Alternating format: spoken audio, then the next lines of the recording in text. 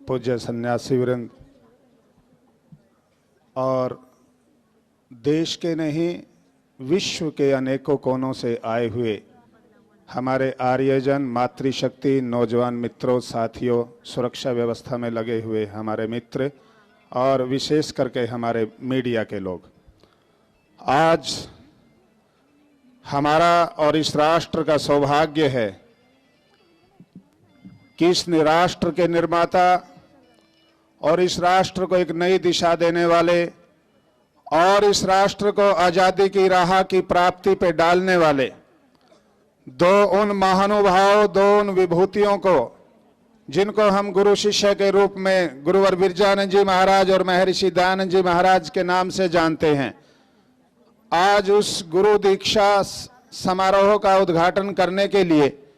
हमारे यहाँ हम सब के बीच में भारत की महामहिम राष्ट्रपति यहाँ पर पहुँच रहे हैं। हम सब के लिए ये गौरव की बात है। सज्जनों, जो लोग अपने पूर्वजों की राह से विस्मृत हो जाते हैं, जो लोग अपने पूर्वजों के गौरव को भुला देते हैं, जो जातियां अपने बलिदानियों को भुला देती हैं, जो जातियां अपने बलिदान के इतिहास को भुला देती हैं, संसार उनको भुला देता है, फिर संसार उनको याद नहीं रखता। केवल आर्य समाज को ये गौरव है, वो भारत की रक्षा में और भारत की माटी को विदेशी पंजों से मुक्त कराने के लिए बहाए गए एक एक कतरे को याद करता है, बहाए गए एक एक कतरे के प्रति अनुग्रहित है और अपने आप को एहसानमंद मानता है उनका स्मरण करने के लिए। मैं आज यहाँ भारत की बेटी और बेटों से अनुरोध करूंगा, अपने सौभाग्य पर इठलाने वाली उस नवयुवती बहन से एक अनुरोध करूंगा, वो यहाँ मथुरा में आई है तो आकर के एक बार गुरु बिरजानंद की कुटिया के पास में जाकर के जरूर उन दोनों महानुभावों को, उन विभूतियों को एक बार नमन करे कि उनके सौभाग्य की जो रचना रची गई थी वो इस कुटिया के अंदर बैठ करके रची गई थी। मैं भारत के आजादी के वातावरण में लेने वाले हर युवक और हर पुरुष से एक निवेदन करूंगा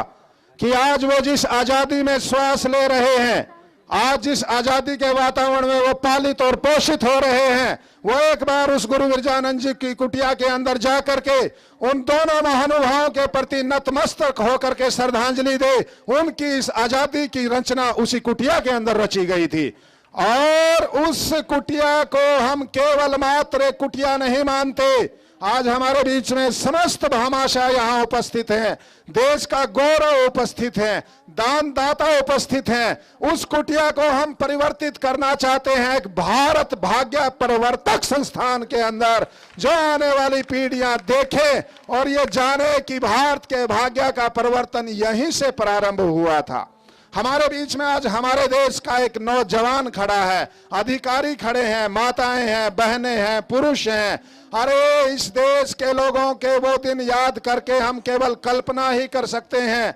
अपने देश की माटी के लिए आवाज उठाने वाले के लिए इनाम में केवल फांसी का फंदा मिलता था।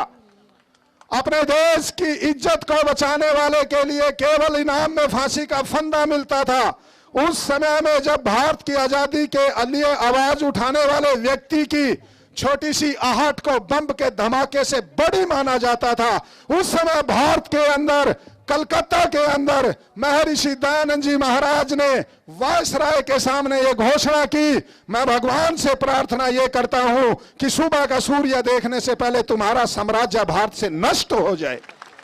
वायसराय के सामने, जो इस देश की सबसे बड़ी ताकत थी, वायसराय ने अपनी डायरी में लिखा है, भारत के अंदर ही नहीं समस्त विश्व के अंदर स्वामी दयानंद सरस्वती से बढ़ करके मेरे सामने आज तक कोई निर्भीक व्यक्ति नहीं आया। मेरे सामने हमारे राष्ट्र के विनाश की बात करता है, हमारे राष्ट्र का बोरिया बिस्तर उठाने की बात करता है। उस निर्भीकता की निशानी कुटिया में दिखाई देगी।